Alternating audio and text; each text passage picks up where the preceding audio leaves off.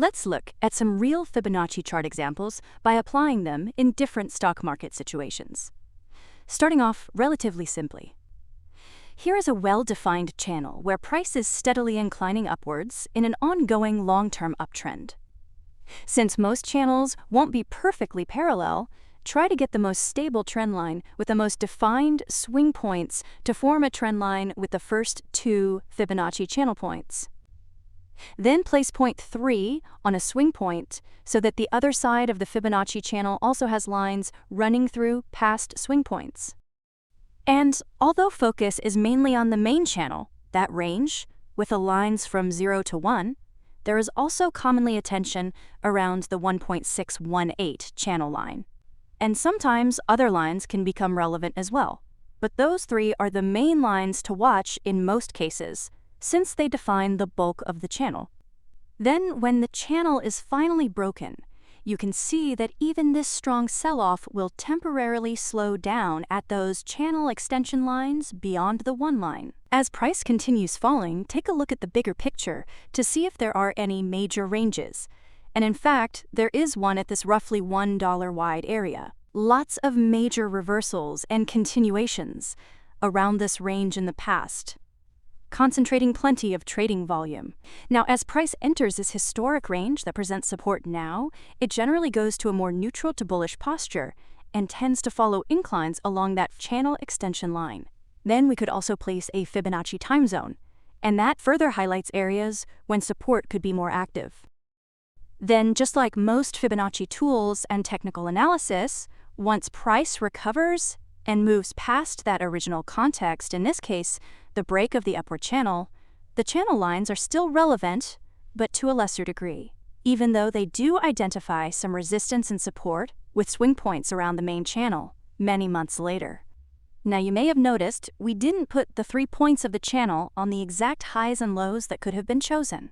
And that's in part because with those two downswings, there was exceedingly high volume, so like most trend lines, it'd be more stable to put the points on their closing prices rather than exactly at the highs. And for the lower point, we could have placed it on that earlier upswing point with the larger candles. Now let's see what happens if we use the same swing points, but go to the absolute highs and absolute lows in those areas. We get a similar channel, but the proportions widen noticeably. In this case, it is more advantageous with channel extension lines intersecting with time zone lines and the horizontal price levels better. To more precisely identify when support could be stronger for more likely upswing points, then if we widen the channel much more with that earlier swing point, it does produce a similar result where it shows us an intersection with the support range. And when price first reaches that, the drop slows down immediately.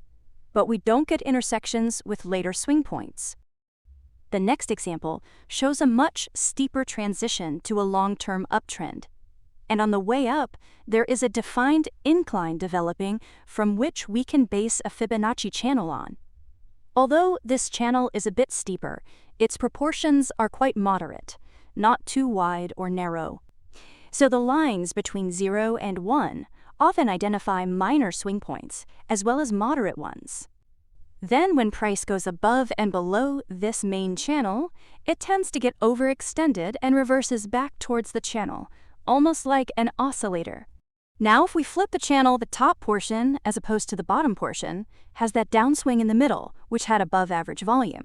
So it's actually okay that when we use the swing points before and after it, that the upper boundary of the channel then only contacts the bodies of the candles that make up the downswing, and not the exact highs of those candles.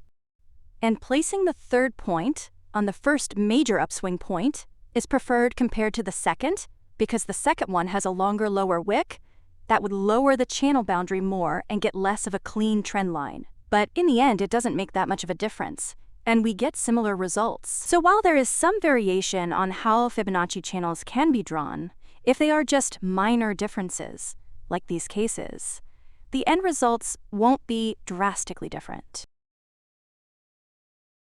Here's a classic case of a trend change with lower lows and lower highs, which provide decent context for a Fibonacci channel, even though they aren't arranged as neatly in a parallel path like the last two examples.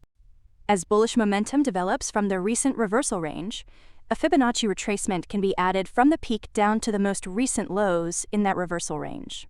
Then as price goes into a bullish to neutral phase, it is generally resisted around the retracement levels. And as price keeps gradually sliding down, it's on a decline that often follows the trajectory of the channel lines. In particular, resistance is more likely to emerge when price contacts intersections of channel and retracement lines. Here's the same concept, but in reverse, where a strong price drop is halted. Trading goes neutral to bullish, with more noticeable price action, where there are higher lows and higher highs. Using the range of that whole downtrend for a Fibonacci retracement is quite appropriate as the levels run through many key swing points. Now when we place the channel, the first 2 points that form a trend line will favor using the upswings, since they form a more defined incline, as opposed to the downswings, which aren't as well aligned. But we can place the third point of the channel on the high of that downswing, which still gets the upper boundary of the main channel range in line with the downswings before and after it. As price breaks past previous highs, it follows this general pattern as well, where the upper boundary of the main channel does also run through later downswing points, but slightly less precisely, especially as they are quite volatile. The 1.618 extension level isn't contacted, but we can add those non-default extension levels before it to get greater detail and coverage in that wider gap past the main retracement range, and this produces good results. In fact, the last downswing point forms neatly around the intersection of a channel line and extension line. Next chart.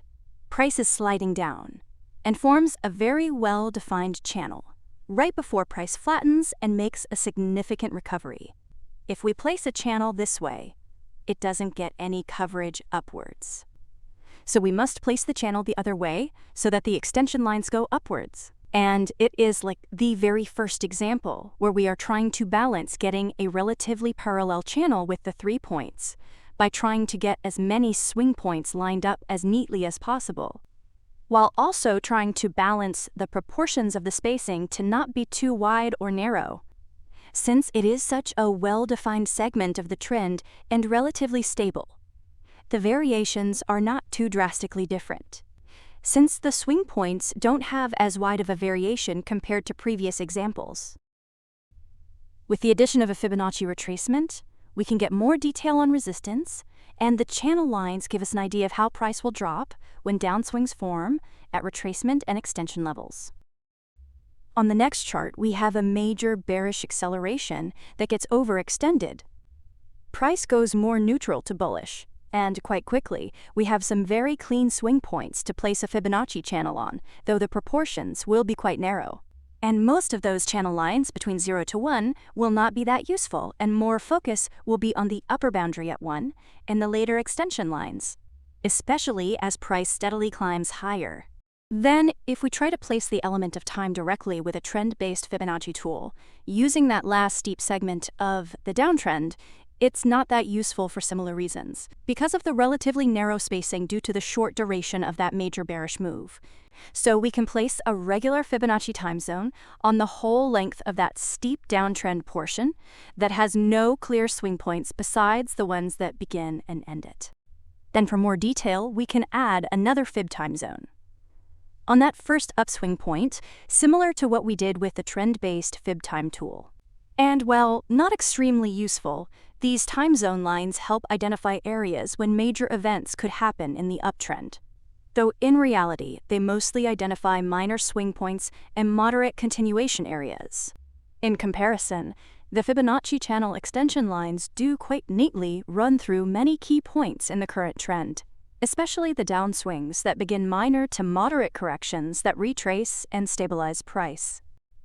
Since the spacing between the default channel extension lines is quite wide, we could tick those less common extension channel lines in between for some more detail, but that's not entirely necessary.